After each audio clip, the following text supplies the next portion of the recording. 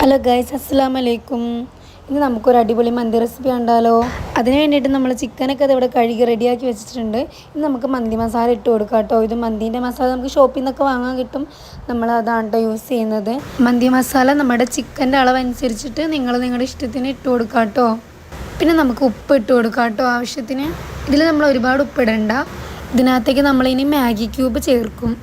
അപ്പോൾ പിന്നെ നമുക്ക് ഒരുപാട് ഉപ്പിട്ട് കഴിഞ്ഞാൽ ഭയങ്കര ഉപ്പായി പോകും, ഉപ്പ് കൂടിപ്പോകും. അതുകൊണ്ടാണ് നമ്മൾ വേണ്ടാന്ന് പറഞ്ഞത് കേട്ടോ.